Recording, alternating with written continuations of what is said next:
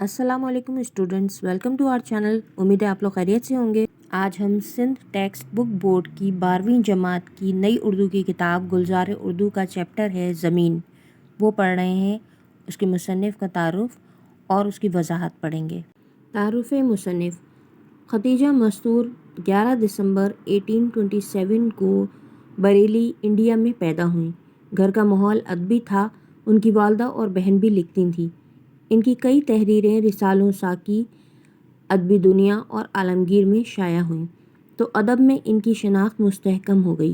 Khadija मस्तूर के अफसानों के 5 मजमूए खेल 1944, बोछाड़ 1946, चंद रोज़ और 1951, थके हारे 1962 और ठंडा मीठा पानी 1981 में शाया हुए।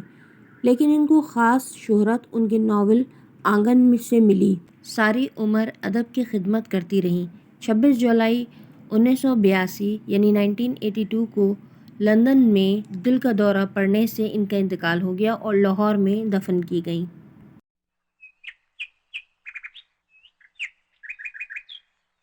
उसने देखा अब्बा दूर से टहलते हुए चले आ रहे हैं और रास्ते में रुक रुक कर लोगों से बातें करते जा रहे हैं। उन्हें कैंप की बज़ाहिर नज़र आने वाली ज़रा सी बात का इल्म रहता। कितने लोग आए हैं, कितने ख़ानदान चले गए, कितने जाने वाले हैं और कौन कहाँ जा रहा है। जाने वाली बात सुनाते हुए अब्बा की आंखों में चमक आ जाती। एक दिन हम भी चले जाएंगे बहुत जल्दी। सुना तुमने बिटिया, कोई हम सदा तो यहाँ नहीं रहेंगे। अब सूरज ढल गया था। बसेरा लेने वाले परिंद दरख्तों पर शोर मचा रहे थे, यानी वो परिंदे जो दरख्तों पर घोंसला बनाते हैं वो शोर मचा रहे थे। वो एकदम उदास हो गई। बेगमात अब वापस जा रही थी और खाने की देगें रेढ़े पर से उतारी जा रही थी। बिजली के खंभों पर कम पावर के बल्ब पक्के फोड़ों की तरह चमक उठे थे। देखा कि अब्बा उसकी तरफ आ रहे हैं, मगर अब वो कुछ इस तरह चल रहे थे जैसे खुद को घसीट रहे हों। वो लपक कर अब्बा के पास पहुंच गई तो उन्होंने अपना हाथ उसके शाने पर रख दिया। अब्बा, आपकी तबीयत ठीक तो है ना? ठीक हूँ बिटिया, बिल्कुल ठीक हूँ। लोग कह रहे हैं आज गोश्त की देगें आई हैं, तुम लपक कर बर्तन तो उठा लाओ बिटिया। आप अंदर चल कर लेटिए, खाना आ ही जाएगा। अरे नहीं बिटिया, तुम देखती नहीं लोग किस तरह देगों पर टूटे पड़ते हैं। वो हंसने लगे। सारी बोटियां ख़त्म हो जाएंगी, तुम मेरे आराम की खातिर भूखी रह जाओगी। सालन की खुशबू आ रही है ना? उन्होंने साजदा के शाने से हाथ हटा लिया। शाना कहते हैं कंधे को, मगर हाथ हटाते ही वो पेट पकड़कर इस तरह झुक गए जैसे गिर पड़ेंगे। भाड़ में जाए खाना, आप अंदर चलिए। जब वो अब्बा को सहारा देकर अंदर ला रही थी तो उसने महसूस किया कि उनके पाँव काँप रहे हैं। अब्बा को लिटाकर उसने दवा की शीशी उठाई तो उन्होंने हाथ के इशारे से मना कर दिया। क्यों अब्बा, इस दवा से फ़ायदा नहीं हो रहा, डॉक्टर से कहो कि। अब्बा ने होंठ भींच लिए। मैं डॉक्टर के पास जाती हूँ अब्बा, मैं उसे अभी लाती हूँ। वो बाहर निकलकर पूरी ताकत से भागने लगी। उसने ये भी ना सुना कि अब्बा उसे पुकार रहे थे। रुक जाओ बिटिया, पहले खाना ले आओ। लौट आओ बिटिया, मैं ठीक हूँ। डिस्पेंसरी तक पहुँचते पहुँचते उसकी सांस फूल गई। स्टूल पर बैठा हुआ कंपाउंडर बड़े मज़े से नान के साथ बोटियां खा रहा था। जब वो डिस्पेंसरी के अंदर जाने लगी तो उसने हाथ के इशारे से रोक दिया।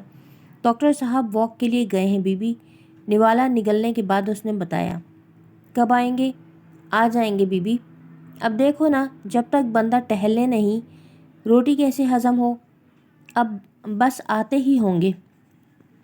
मेरे अब्बा बहुत बीमार हैं। वो कंपाउंडर को इल्तिजा से देखने लगी। जब डॉक्टर साहब आए तो उनसे कहना मुंशी रमज़ान साहब को आकर देख लें। ये पैगाम उसने बिल्कुल इसी तरह दिया जैसे एक बार रात को वो अपनी गली में रहने वाले डॉक्टर को दे आई थी। इस रात भी अब्बा के पेट में सख्त दर्द उठा था। डॉक्टर चंद मिनट बाद आ गया था और उसने कहा था कि ऑपरेशन करा के अपेंडिक्स निकलवा दें। डॉक्टर के जाने के बाद अब्बा बहुत हंसे थे। कल को डॉक्टर साहब कहेंगे पेट ही बदलवा लो।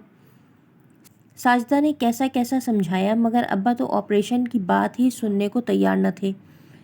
बाप की कम इल्मी بعض وقت اسے خون کے آنسو رلاتی۔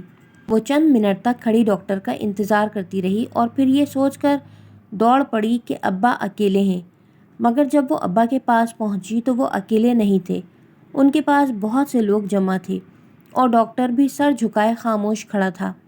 ساجدہ کو دیکھ کر لوگ ابا کے پاس سے ہٹ گئے۔ ابا کے سرہانے رکھی ہوئی لالٹین ٹمٹما رہی تھی مطلب جل رہی تھی۔ آپ یہاں ہیں؟ میں آپ کو ڈسپینسری میں تلاش کر رہی تھی۔ اب ابا کی طبیعت کیسی ہے؟ وہ ڈاکٹر کو امید بھری نظروں سے دیکھ رہی تھی۔ ابا ٹھیک ہے نا؟ آپ کو کس نے بتایا کہ میرے ابا بیمار ہیں؟ میں نے ان کو ادھر سے گزرتے ہوئے دیکھا تو بلا لیا تھا، ایک بزرگ سے آدمی نے بھرائی ہوئی آواز میں جواب دیا۔ میں پوچھ رہی ہوں میرے ابا کیسے ہیں؟ وہ تقریباً چیخ پڑی۔ سب خاموش رہے، کسی نے کوئی جواب نہ دیا۔ میں ڈیوٹی پر تھا، اگر میں واک پر نہ گیا ہوتا تو… اس نے ساجدہ کی وحشت زدہ آنکھوں میں جھانک کر سر جھکا لیا۔ مجھے اپنے جرم کا احساس ہے۔ وحشت زدہ یعنی بہت زیادہ گھبرائی ہوئی پریشان حال آنکھیں۔ اللہ کی مرضی، اللہ کی مرضی، کئی آوازوں نے ایک ساتھ کہا۔ تب اسے احساس ہوا کہ ابا مر گئے اور اس احساس کے ساتھ ہی وہ سر سے پاؤں تک سن پڑ گئی۔ اس نے ڈاکٹر کو جاتے دیکھا، لوگوں کو ہٹتے دیکھا، پھر وہ ایک کمزور شاخ کی طرح جھکنے لگی تو کئی ہاتھوں نے اسے تھام لیا۔ جب وہ ہوش میں آئی تو اس نے دیکھا کہ ادھیڑ عمر کی عورتیں یعنی بڑی عمر کی عورتیں بیٹھے بیٹھے ایک دوسرے کا سہارا لیے سو رہی تھیں اور وہ سپارے ان کے سامنے کھلے ہوئے تھے۔ وہ آہستہ سے اٹھ کر بیٹھ گئی۔ اس نے ابا کے چہرے سے چادر سرکا کر لالٹین کی بتی اونچی کر دی۔ سرد، اداس اور ویران چہرہ جیسے اس سے سرگوشی کر رہا تھا۔ ارے بٹیا، زندگی کے حساب میں بھی غلطی ہوگی، اب تم کیا کرو گی؟ اس نے اپنا چہرہ ان کے ٹھنڈے چہرے پر رکھ دیا اور اس طرح گھٹ گھٹ کر رونے لگی کہ کہیں کوئی اس کے آنسوؤں کی آہٹ نہ سن لے، کوئی اس کے غم کی راہ کو صبر کے لفظوں سے کھوٹا نہ کر دے۔ امید ہے آپ لوگوں کو یہ سبق سمجھ آ گیا ہوگا۔ اگر آپ کو ہماری ویڈیوز پسند آ رہی ہیں تو پلیز سبسکرائب کیجیے، لائک، کامنٹ اور شیئر ضرور کیجیے، اس سے ہمیں حوصلہ ملتا ہے۔ بہت شکریہ۔